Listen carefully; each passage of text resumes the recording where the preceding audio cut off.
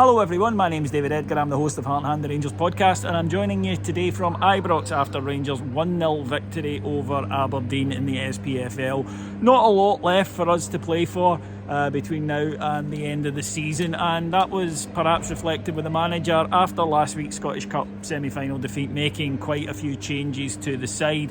In came Robbie McCrory in goal, in came Yilmaz into the defence, and also we saw a completely new front line with Sakala being in the middle between Matondo and Hadji, although that often went into a two.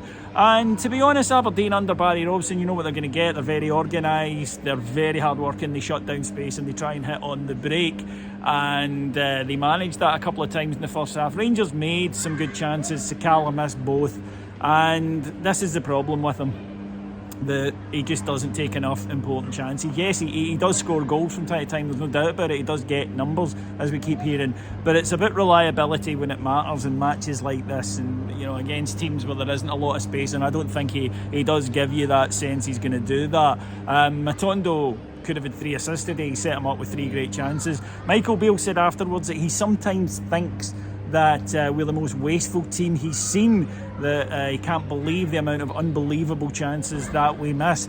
Aberdeen missed 2 good ones in the first half, both on the break. Duke, both times, should have done better, particularly with the second one. I have to say though, young Robbie McCrory was pretty young, he's 25, but Robbie McCrory was pretty faultless in goal today. An excellent performance from him, an assured performance from him.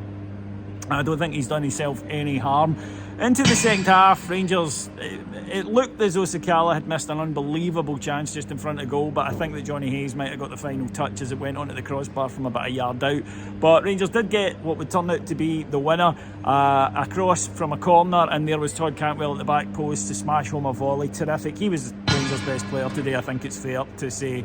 Rangers held out without a great deal of stuff happening. Aberdeen, I think, are hard-working but limited, and you could see that, although given where they were earlier in the season, they would more than settle for this.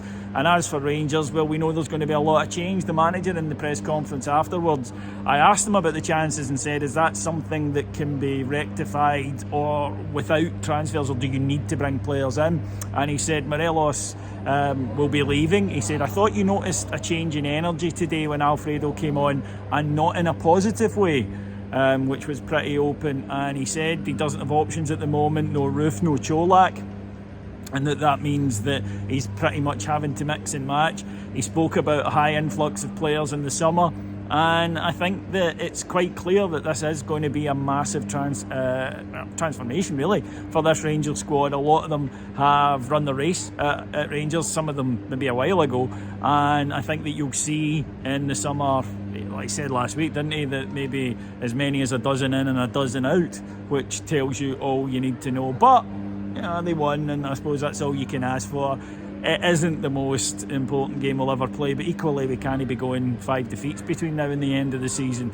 Old Firm game next week, and again, I'd rather win it than not win it, but if we do win it, it doesn't change anything. It doesn't tell us that, oh, you can keep X players and Y. The decisions have been made, and I think correctly, on who's staying and who's going, and yeah, I'm not expecting to see a great deal of the players that we saw today will be here next season, which is fair enough. Rangers cannot have another season like this, and nor can we continue to convert chances at the rate we do. It's what costs us. He said it himself, the manager, it's between both boxes. It's fine, it's the boxes that have hurt us. We give away stupid goals and we don't score enough.